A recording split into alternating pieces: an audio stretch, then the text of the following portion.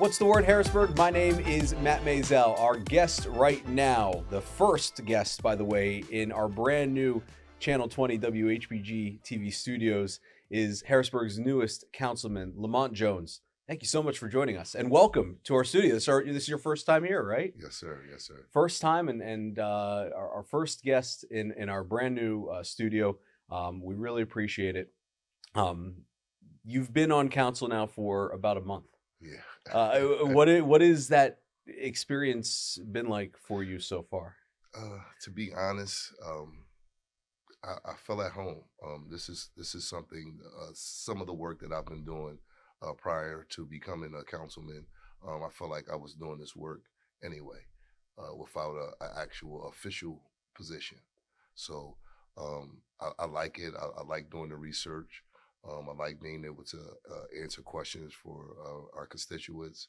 I like being able to help them understand policy, procedure, and things of that nature that are happening with council and throughout the city of Harrisburg. So I think I'm adjusting well.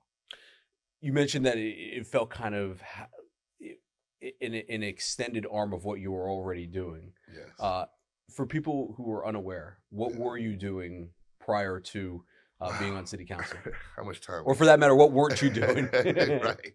I would just say that I've been working actively in the community with at-risk youth.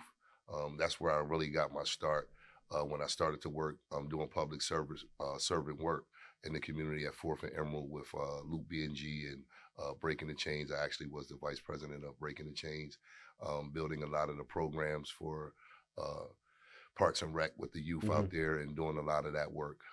Also into reentry. As you know, I'm a former reentrant, so that work is personal to me. It's very close to my heart because of the things that I had to go through in life and making changes. So I work in the reentry space, Pennsylvania Reentry Coalition, which is called PARC. One or two elected representatives.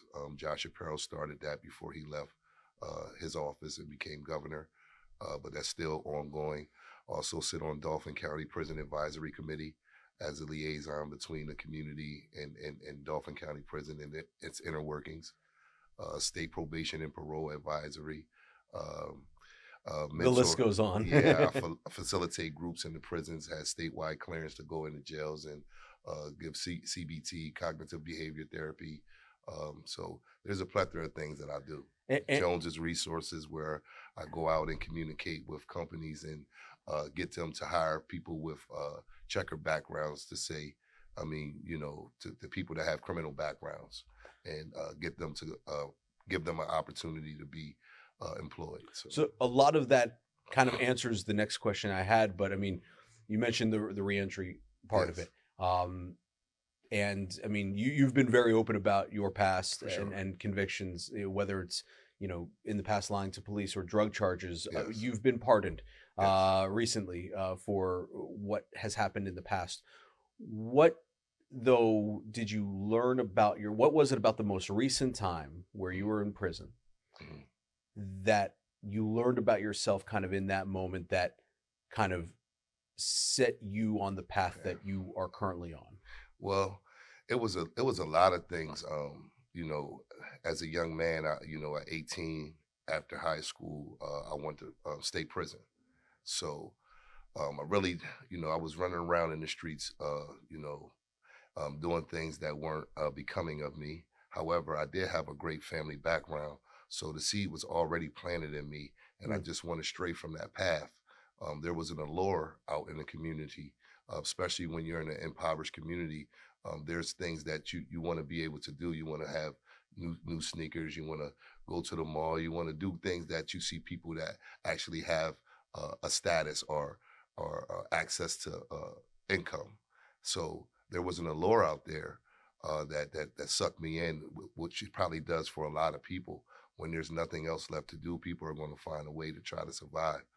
But being incarcerated up until my last point was like 2008.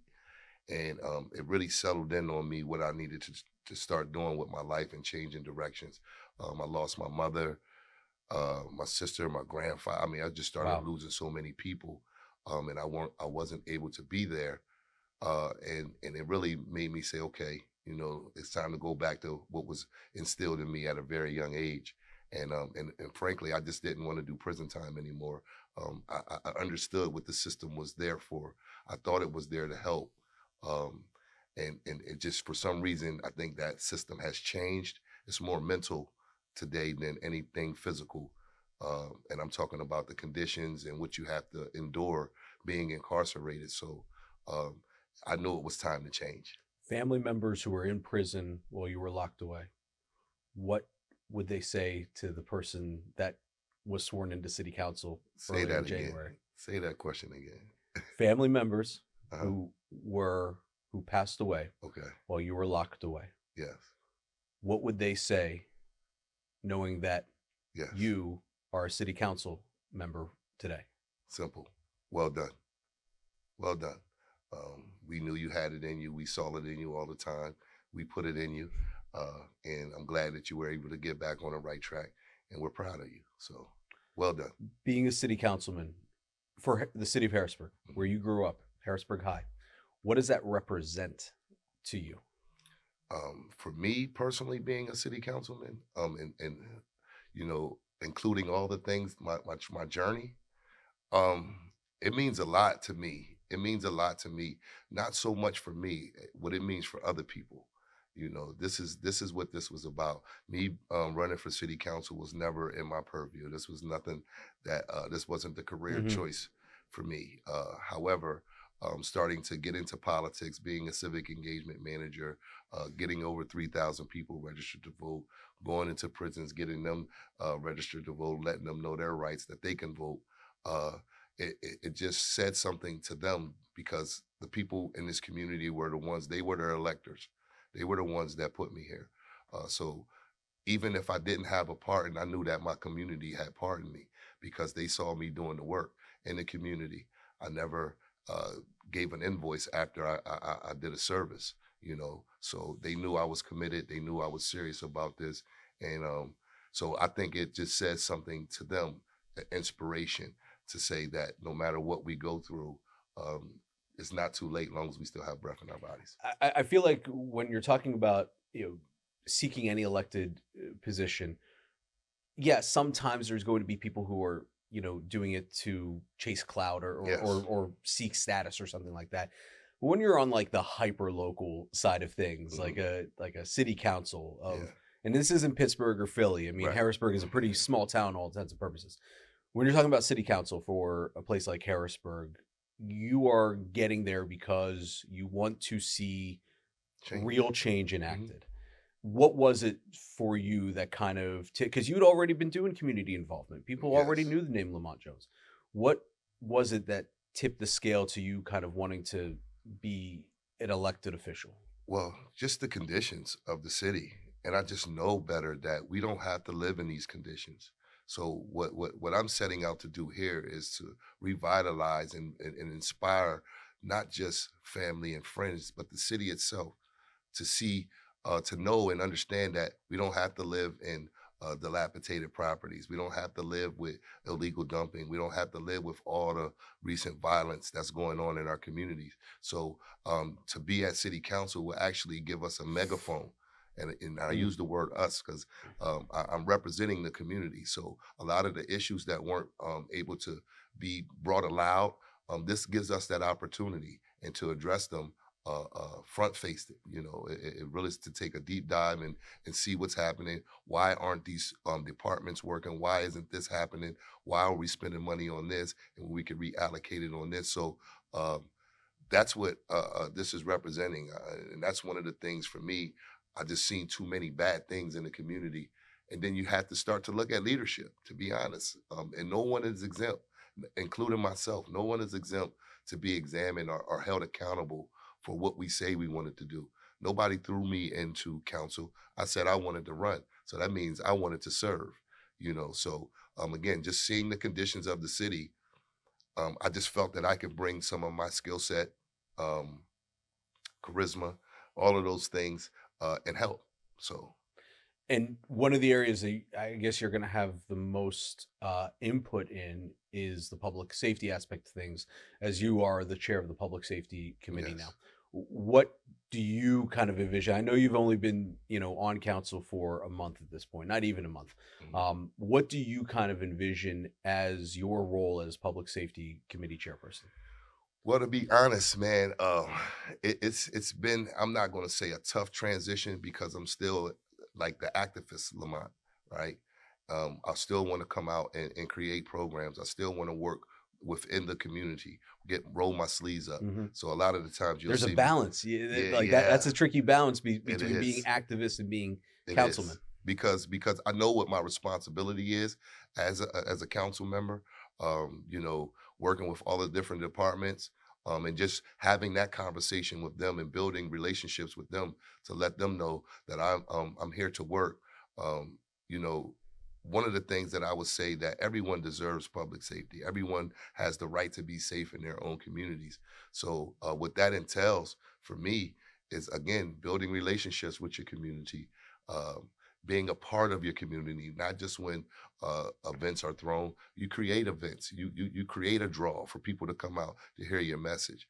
So for me, I've created something that's happening. I know that they started the parent task force.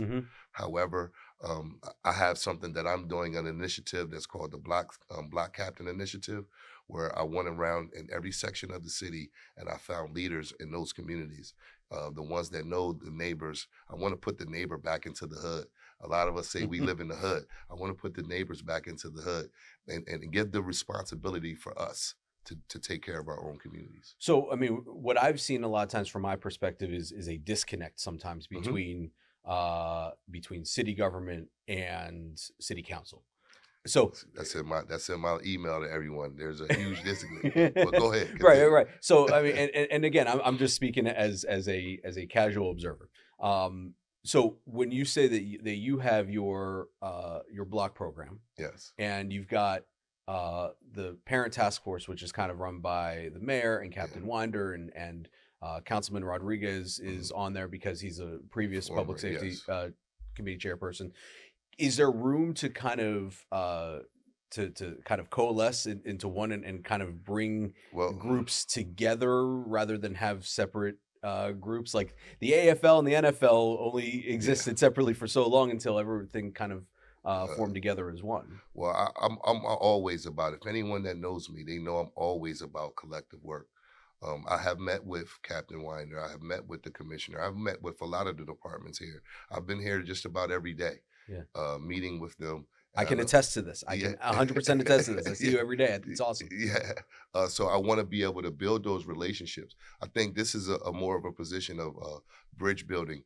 And when we have to build a bridge, looking at our bridge right there, right? It's something for people to get across, both ways, right? So what I think needs to happen with the city itself, and I'm gonna be candid about this. There's a lot of personal vendettas that people may carry with them, and when we become elected officials, I think there's need to be reconciliation there first, because if people are depending on us to be leaders and guide them somewhere, we have to be at that table together to iron out whatever those differences are. If anyone had an axe to grind, it could be me, right? Everyone knows what I went through trying to get here just to serve.